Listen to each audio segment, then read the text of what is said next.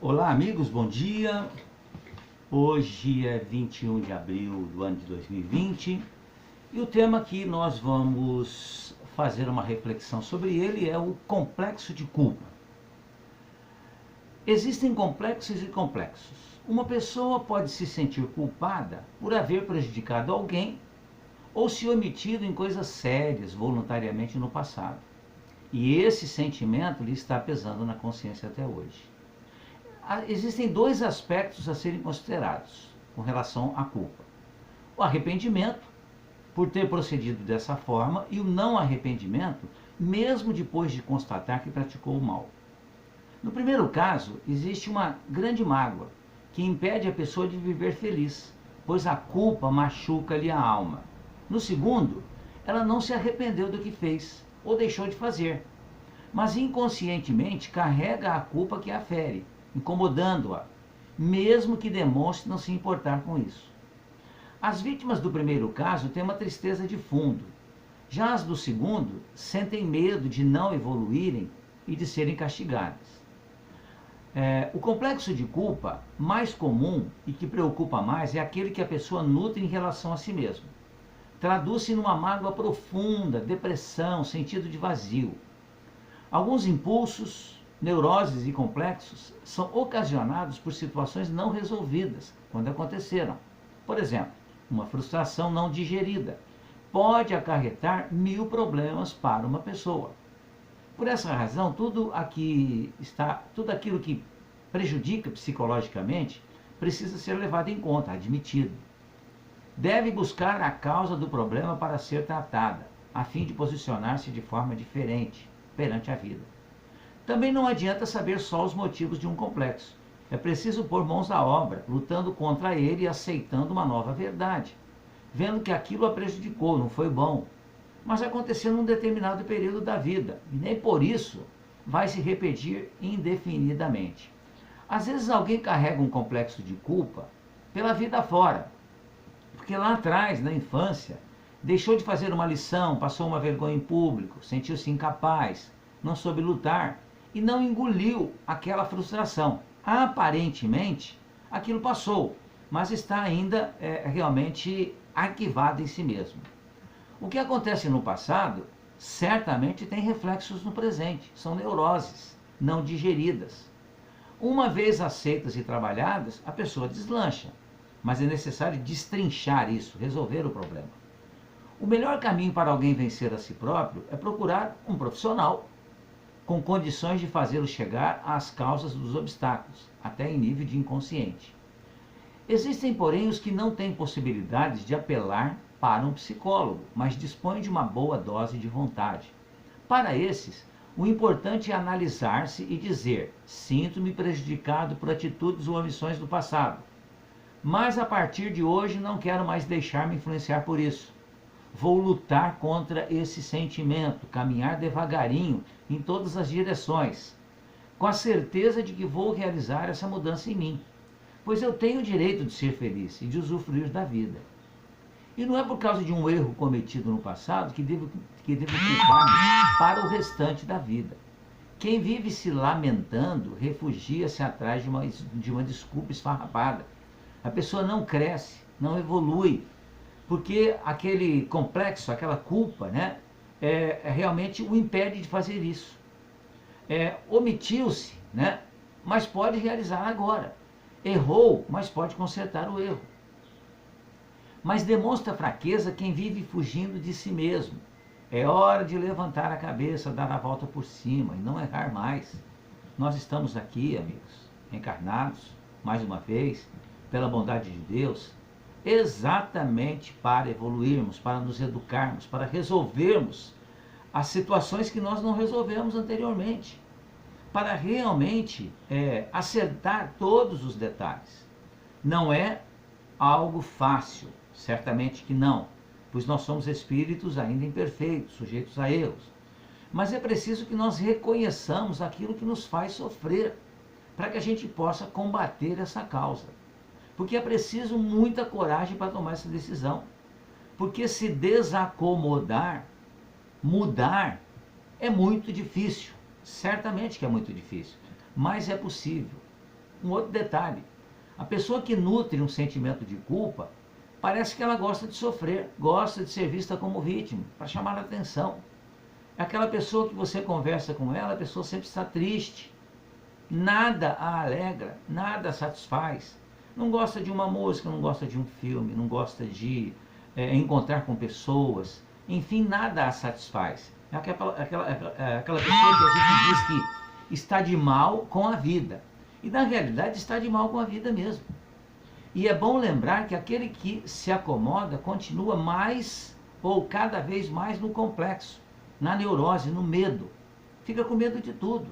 Nós chegamos, né, até o grave problema, realmente, né, de termos doenças que são muito graves e que precisam ser combatidas depois com muito mais força, gastaremos muito mais para realmente combater isso, né?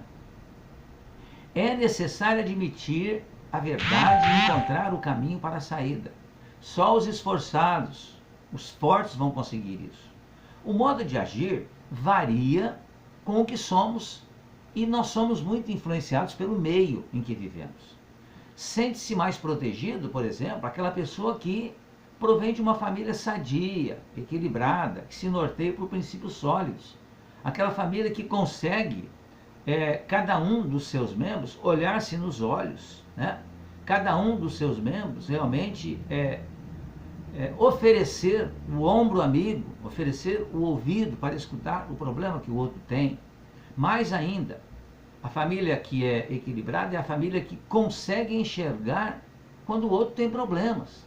Porque nós não conseguimos realmente, por mais que nós queiramos fazer isso, esconder os problemas que nós temos dentro de nós. Os nossos olhos realmente nos mostram que nós estamos bem ou não.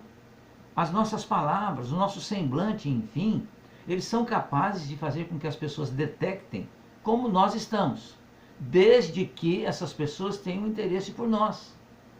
E uma família sólida, né, que os seus princípios sejam realmente cristãos, ela consegue enxergar isso. Porque mesmo atingido pelos reflexos de uma sociedade doente, reúne condições de julgar entre o certo e o errado e optar pelo bem. A sociedade atual é uma sociedade doente. Está lutando para sair, né, dessa situação de doente. E as doenças que surgem, né, como a pandemia que vivemos presentemente, são oportunidades que nós temos de darmos um basta, né, de falarmos, não, espera um pouquinho, problemas existem sim, mas eu sou capaz de vencê-los, porque eu sei que Deus é bom, Deus é meu Pai.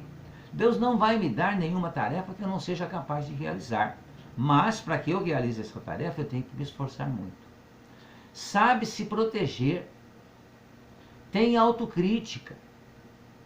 E não é porque o mundo está difícil e os homens muito ambiciosos, quase sem escrúpulos, a corrupção campeia, que a pessoa vai se deixar contaminar. Eu tenho que lembrar que eu sou uma individualidade, vivendo dentro de uma sociedade de individualidades também. E cada um com o seu problema. Eu tenho o meu, o outro tem o outro problema dele. Mas eu tenho que trabalhar no meu problema, para que eu, em me equilibrando, eu possa ajudar o meu irmão também a se equilibrar. Está faltando no mundo de hoje justamente o amor que vem de dentro, que brota da fé.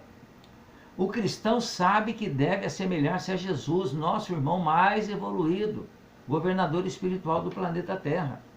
Mas para atingir esse objetivo, ele precisa superar muitos obstáculos. Até Jesus os enfrentou.